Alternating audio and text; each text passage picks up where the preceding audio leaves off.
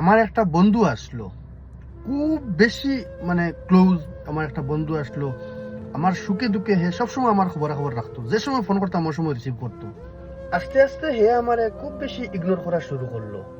Phone করলে phone receive করে না, মেসেজ করলে মেসেজও রিপ্লাই দেয় না। আমি সবসময় টেনশন করি, মানে কিতা হইছে, কিতা ব্যাপার। আমি তো মানে মানিয়ে নিতে পারি না যেন হেইলা ইগনোর করবো আমারে। পরে ফাত্তা লাগাইলাম, খবর লাগাইয়া দেখি আমার বন্ধু প্রেমও পড়ে গেছে। প্রেমও পড়া হে আমার সময় দিবার মতো সময় নাই, এখন সবসময় ব্যস্ত থাকে কোনো। তো তার এটা দেখিয়া আমি খুব বেশি হার্ট হইলাম, খুব বেশি দুঃখিত হইলাম। হওয়ার পরে আমি ডিসাইড করলাম যে তার কাছ থেকে আমি বদলা নিতাম।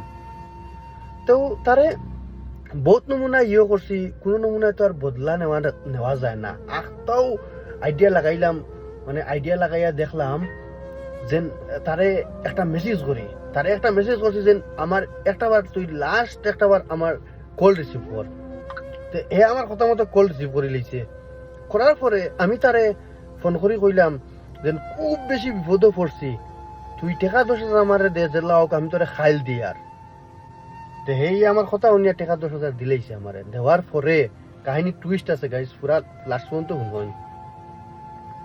দেওয়ার পরে আজ 3 মাস 9 দিন হে আমারে বিয়ানে একবার, বিয়ালে একবার, মাদানে একবার, রাইট একবার কন্টিনিউ ফোন করে।